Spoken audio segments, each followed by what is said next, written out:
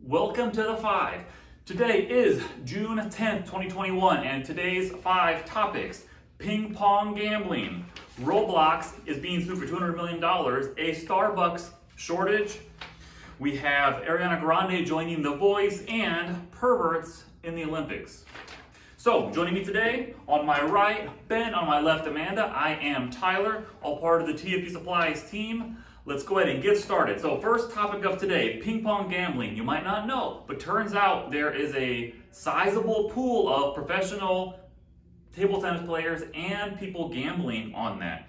The highlight here, they said Colorado, which is one of the only states that says how much they have from gambling activity, but they said in March, Colorado's table tennis gambled $8.8 million total in March for Colorado.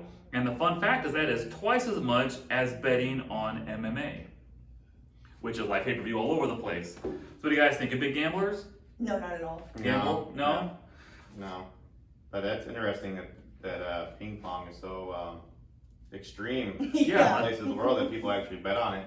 And I believe it. I mean, those professional ping pong players, they really know how to. Have you seen those videos? Yeah, I mean, Yeah. It looks like impressive. it looks like a sped up movie. Like Mhm. it just like there's some special effects involved, and there's not. They're just really good at it. Have you seen Forrest Gump? The ping pong scenes in there? Yeah. You know those are all like CGI Right. ping pong balls. You can just. So he's acting, just going like this. Yeah. Really? Yeah. I didn't know You that. know that? Yeah, it's all ping pong, Yeah. CGI ping pong balls. Is there anything else? There's also, turns out, according to the Bureau of Labor Statistics, the average professional table tennis player makes between $3,000 and $35,000 per season. Quite a big spread and not super high numbers, but it's not like the NBA or the NFL. $3,000. Yeah, I don't know if that would be worth it if you love the game. as a career. If you love the Like- game. Yeah. That would be a Have to work. uphill existence. Yeah, you have to work 2 other jobs during the other like off season. That's but not also uncommon though, practice. like in smaller professional, like fledgling leagues, right? Isn't it like in baseball? Like, I don't know, probably at this point, maybe 80 years ago, a lot of players had like regular full-time jobs, and then they would do Yeah. like Major League Baseball on the side for a little bit of money. Isn't that Right. a thing? Yeah. You know more about baseball history than Yeah, I they do. used to be. They didn't always used to get these huge contracts and stuff like that. Of course, with inflation and everything, now what used to be, what is not a lot of money now today. It used to be a lot back then, but even still, people would still work all the time. And then, but yeah, I mean, Interesting. All right. Also, next, number 2 here, Roblox. All of those with children, raise your hand. All 3 of us. Do any of your kids play Roblox? Yes. You, me, and he your used son? to. Used He to. used to, yes. So we're almost 3 for 3, kind of 2 for 3. Yeah, so Roblox is being sued for $200 million. This is from the Wall Street Journal. A group of music publishers representing songwriters of hits like Ed Sheeran, Ariana Grande, Rolling Stones are suing Roblox for copyright infringement because it's all... So if you don't know about Roblox, your kids probably do. But they have 42 million daily users, which is quite a few. Yeah. And it's free, and all the games on there are made by the users. Yeah, how does it describe it? A free online platform with millions of games created by its own users, but you can put songs in there. And they're saying they're being sued by the songwriters. Yeah. But a lot of them are saying it's just getting your music exposed to more people. Doesn't feel unlike things like Napster and suing people from. Yeah. It dates me a little bit. Right. So Roblox. Yeah, I feel like the usage of any copyright material that's not yours, it's always going to land in that kind of territory. You're going to get sued because I mean, yeah, it is free, for some people, but for like the bigger artists, they don't look at it that way. They look at it as just lost money and everything. But I really think it's interesting how games are going. The more popular games are getting worse in graphics. You know what I'm saying? Like kids just love to Because Roblox is not like a striking No. graphics kind of game. and neither is Minecraft, and neither is Yeah, Fortnite, you're right. and neither is Fortnite, to be honest. But it's crazy how because during the time when I was growing up, we were always looking for the games with the better graphics, Yeah, which one looks better more each time. realistic Yeah. and everything. But now it seems to be going backwards, and kids seem to be liking it more. Maybe it's Almost- just more simple focusing on the gameplay. Yeah, because my son likes Minecraft a lot too. Yeah. Like the gameplay more than just having to rely on graphics. Which one can be the coolest graphics? Yeah, which kind of makes sense because they can only go so far with graphics. You can only make something look so real before you kind of run out of ideas. But now I think they're just focused more on gameplay, and I think it's actually leading to results. Well, and all the games that we're describing are like aimed toward children. Yeah. Mhm. So like the games with the fantastic graphics, my kids, I'm not letting him play that. You know what I mean? Yeah. Like not yet anyway. Right. So I feel like that Yeah. has something to do with it as well. And then also making it so where it's compatible to play on any phone or tablet or anything, like because a lot of these high-powered games you can't play them on phones and stuff. That has a lot to do with it too. Yeah. But I mean, it's just crazy how many kids just love these simple games. Not very much graphics. Probably don't cost a whole lot to make. And then if they're doing something like putting music and stuff in it, it's only making it better. But I mean, like I said, anytime you use something that's not yours, you're going to get sued. And I've heard people say like the music industry is just a group of things run by lawyers because they're always trying to sue people and license stuff and maximize profits and all these things. So we'll see what happens with that. Starbucks. Anybody like Starbucks? I think it's a bit overpriced. It's good, but I think it's really expensive. I actually love Starbucks, and you're right, it is overpriced. But I mean, it's just, I like it. But yeah, it is a lot. I mean, about like what, $6 or $7 a coffee. Yeah. That's absolutely crazy. I like Breadco. Breadco. Yeah. And for those not in the St. Louis area, that's known as Panera, pretty much outside of the St. Louis area. You know that? No? Yeah. It will always be Breadco. Breadco. Yeah. So Starbucks is reporting they're having a bit of a shortage on things at some stores on basics, including cups and coffee syrups. Going around, I guess, as people are starting to have more and more in-person stuff, all these supply chains, like everything else, coming from all these places, getting made, getting shipped all along the way. And now there could be shortage of cups and coffee syrups at Starbucks. Let's see. And the most popular ones that have run out are cake pops. I don't know what that is at Starbucks. Yeah. Cup stoppers and mocha flavoring. Mocha is a good flavor in coffee. I can see why that would run out. Yeah. But it's pausing production at, let's see, the company's pausing production on several lower sales items to focus on getting more things in demand there. Okay. Yeah, Karen loves Starbucks, but it's like getting punched in the face every time you go there because it's so much, and I think you could just make the same one at home.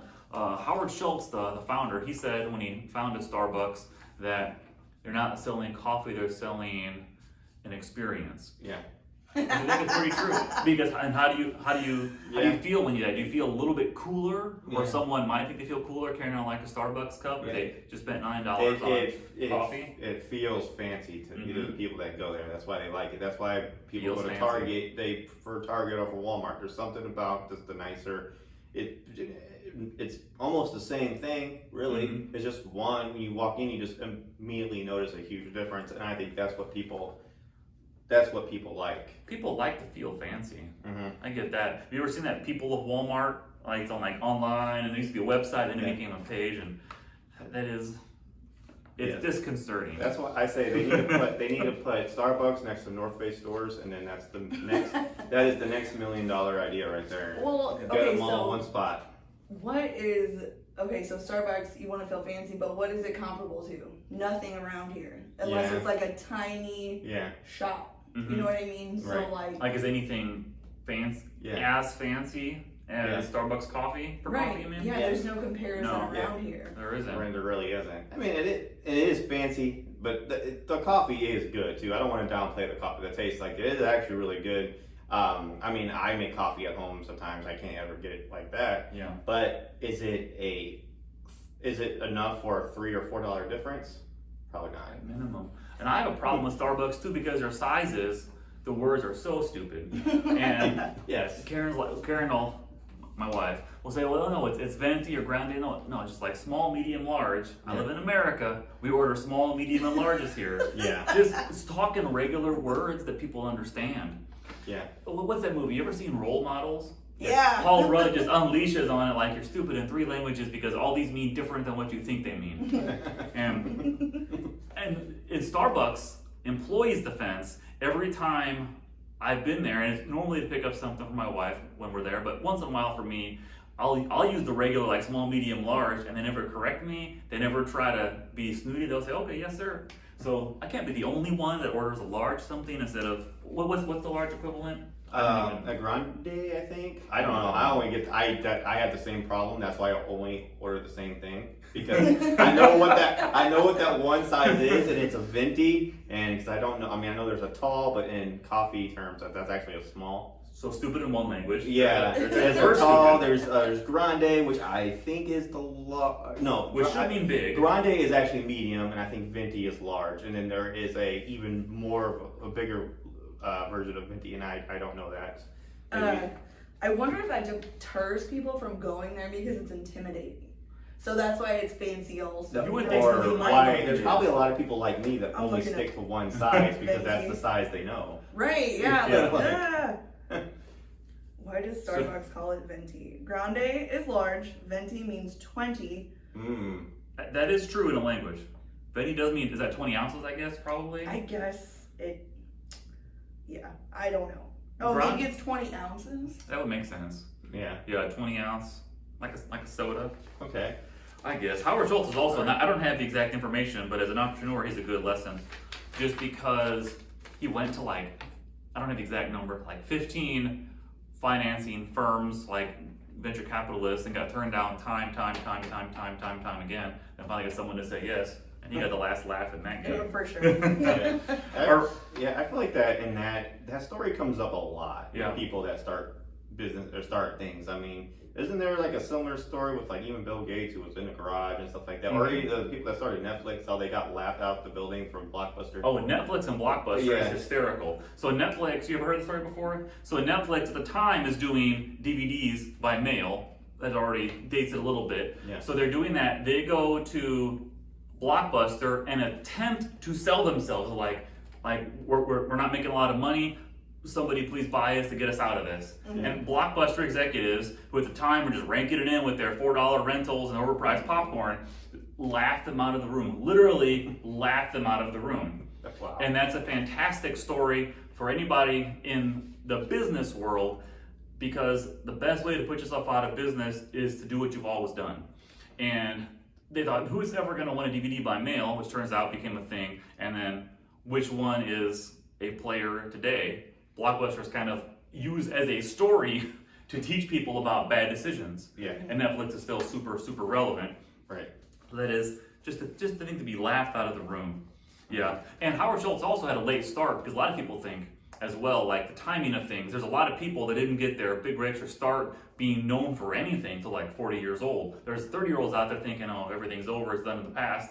And there's people that didn't get a break until 40 years old or older.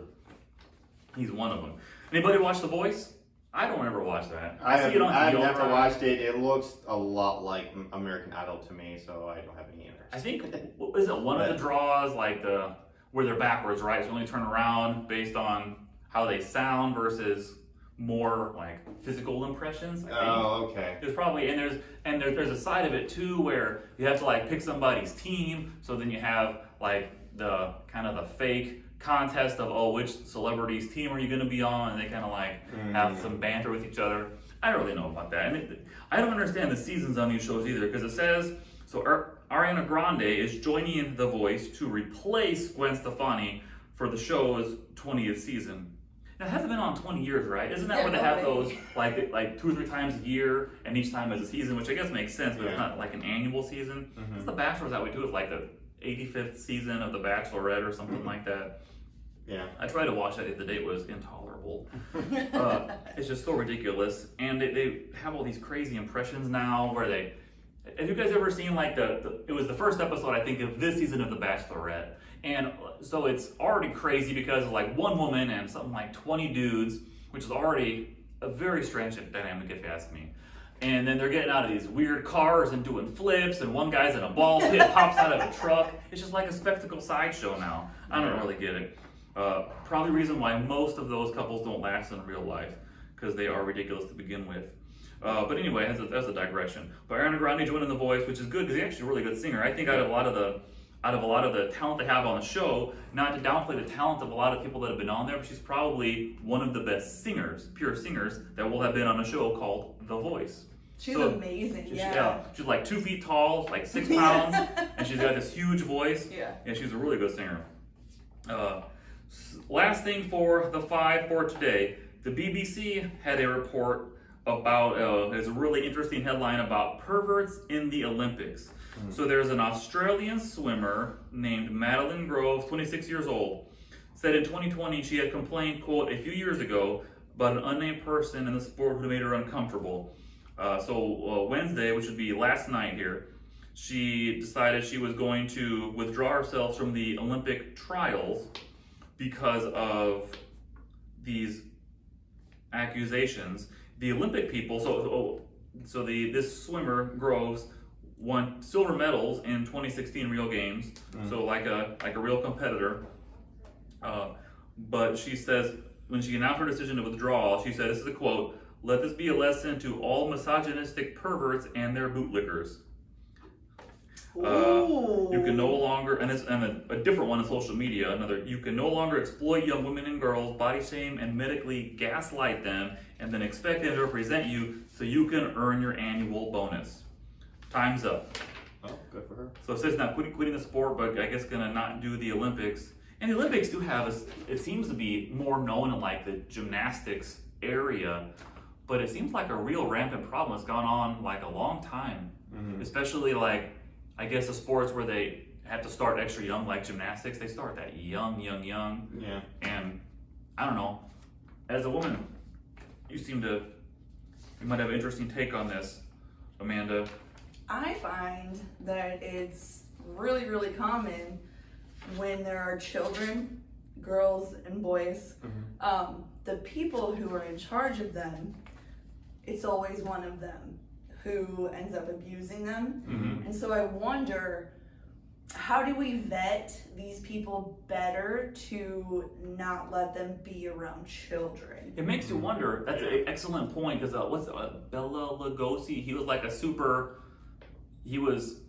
I think it was like on his ranch somewhere is where they even had like the Olympic training. Like in hindsight, it sounds very suspect, but I think a lot of these people that have been they have these long careers, it might have been like 20, 30, 40 years in this sport, grooming world-class athletes, that maybe it was easier, I would say, 20, 30, 40 years ago to get away with these bad things than it is now.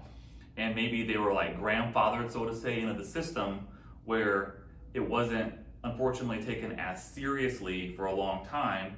And I was like, I've been doing this 20 years, but it was never okay. Yeah. And yes, with kids. Oh, and to be fair, so the Olympics, just to give context to this, where was this? Okay, so the Olympics said they contacted Groves about her initial allegations made in November and December, but she declined to provide further information, and that it had no record of any previous complaints. And we'll see. It wasn't like naming names and stuff, just saying it was messed up, which is probably true. There's too much of that crap going on. Swimming Australia, I guess the governing body of that particular stuff, all allegations concerned, this are taken seriously, as they would say in the public release of things. So who knows? The Olympics, so they're supposed to be in Tokyo in like, what, a month? Soon. Yeah, soon. And I remember, and I guess because I think Japan had a later vaccination deployment than a lot of other industrialized countries. And I remember when they said some of the rules they were going to have in place to have these come together were, for Olympic standards, kind of ludicrous. It'd be like no cheering, no yelling. Like first, it's going to be like no spectators, and I think they're going to have some spectators if vaccinated. But things like no yelling, and what do you expect out of like these competitions? Let's have their parents be there and just sit quietly and stare. Yeah, what no parent ever does. You know, you go to little league games, football games, flag football, just exhibition games that mean nothing. These little kids are just out there having fun. It's always the kid. It's always the parents that take it way too seriously and get way too. When last year the Olympics got postponed, I remember I really felt for these Olympic athletes, because you do work often a lifetime, and make no mistake, an Olympic athlete is working harder than people that aren't Olympic athletes. training day in, day out, the diets, the routines, Yeah. and they work lifetimes for that. And a lot of times you only get like one chance Yeah. at that, and you qualify. You have a good day, you qualify, and Yeah. and like, sorry, see you in a year. Yeah, I feel like the cutoff for that stuff is so extreme. You know, I just think it's, when you have kids and any profession, whether it's acting, you know, training for some kind of sport or whatever, starting young, where they got to practice day in and day Mhm. out and put in all that work. I mean, you're basically taking away their childhood. Yeah. And you're also telling them that they can't make a mistake. You know, the pressure is on at a very early age, and then they're you know, sacrificing their childhood just to get to the point to where like, oh, you don't make the cutoff. Yeah. You're done. That's time that they don't get back. You know, and Yeah. that's my issue with when you have kids.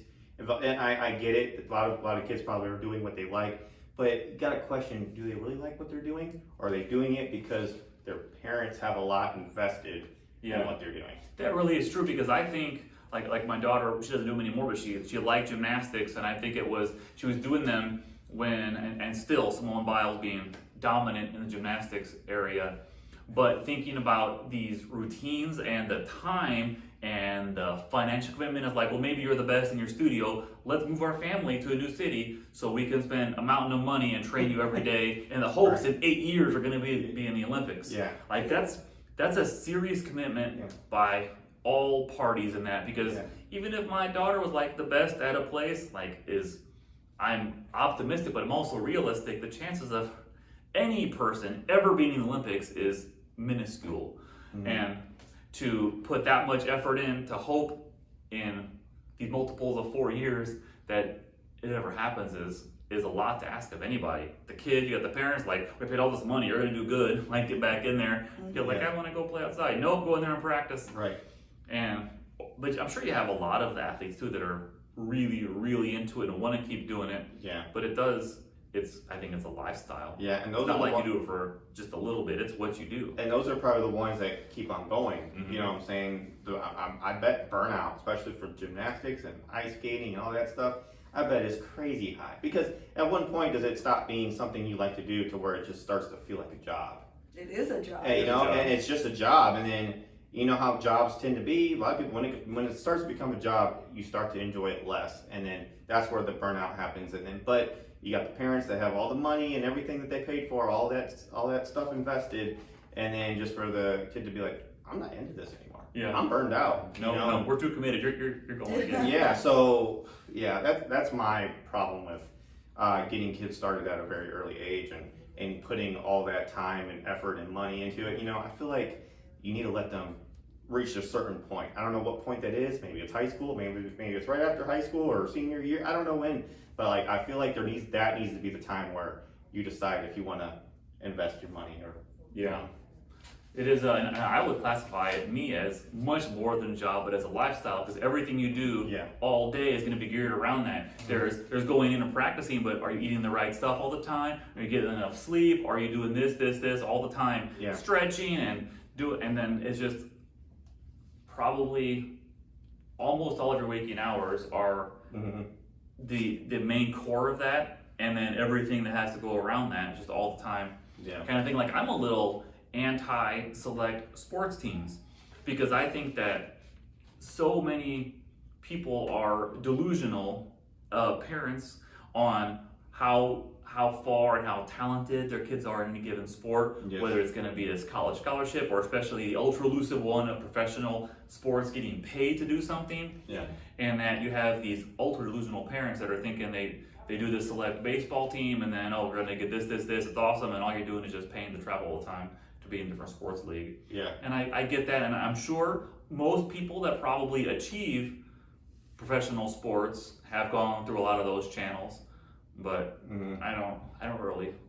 I hope that my kids never want to do select sports teams and I have to give them this talk. It's just kind of a waste. Well, and we're just specifically talking about like Olympic bound and then now select. Yeah. Because I do think sports are a good part of growing up. Like, Yeah. if you don't take it too seriously, Yeah. you make friends, Yeah. exercise. Learning how to win Yeah. and how to lose. It- Because everybody loses sometimes Yes, in life. it is great for kids because it's a good learning lesson. Like, yeah, because they're not always going to succeed, and then also you learn that the more you put into something, the more you're going to get out of it. Yeah. Sports teaches you that very well. Yes. The problem is when, and we just said it, like, is when the parents and the people in charge of these people, because they have no control, they have no power. You know, they're just doing what, you know. I think it's harmless as long as they're having fun, and then who's ever in charge of them is letting them just do naturally, just go through, you know, whatever. But it's when they're making them do it, and then they'll be like, oh no, you can't quit. You know, you gotta stay at it, and I think that's when it becomes an issue. I remember as a kid playing sports, like I played baseball and basketball as a kid, and a lot of the other kids, and I can see it now more clearly as an adult, you can really see the parents that were living vicariously through their kids, because in hindsight they were the ones that were getting yelled at worse by their parents than by the coach. Yeah. And you had people like my parents just kind of sit there and watch, and you had the other ones who were yelling at the top of the lungs, chewing their kids out while they're trying to play, Yeah. and the coach is looking at them awkwardly like, what are you yelling at? Right. Really, yeah, and there's so many sports that are just geared off of failure, like baseball. Like, you're going to, it's a game of failure. A good batting average, or good average is succeeding 3 out of 10. Yeah. That's good. That's if you're a good baseball player. If you're a mediocre one, maybe 1.5, 2 times out of 10 you're going to succeed. So you're going to fail a lot, and that's just baseball. There's golf too. Golf is one of the hardest sports out there. You know, just to hit a little ball and try to hit it, 200 yards into a little hole. That's difficult too. I mean, and then all these other games where you have other competition. It's just kids are going to get frustrated. It does not help when you have a parent or a coach breathing down their neck saying you need to do this better, you need to do this better. And it makes it not fun. It breeds negativity and resentment for sure. My point is, we don't need better kids. I feel like when it comes to sports, we need better adults. We need better adults. We need better people. We need better people in charge. Well, I think that part of it is, I think that's true, and I think a lot of it stems from the unwillingness to be okay with our kids not being the best. Because most of us suck at a lot of things and are good at a few things, myself included. And I think that kids losing sometimes or not being the best, you end up with parents arguing and getting in fights, ridiculous people. You see like YouTube videos, parents getting in physical altercations with other parents because they don't approve of a call in a field because why? I remember bad calls when I was a kid, and like parents would yell a little bit, but they didn't have to get in fights over it. Right. Like sometimes, I mean, even in professional sports, I don't really watch professional sports. I think it's a lot more replays than there used to be. But sometimes isn't like a game decided by a bad call happens sometimes. And it impacts the game. Like People they're are not angry. perfect. People are fallible, and they don't make a perfect call every time, and that can sway a lot of it, which then tail ends into probably huge paychecks, because whether you're a champion or not in that particular season, some sports athlete that got second place instead of first place last year.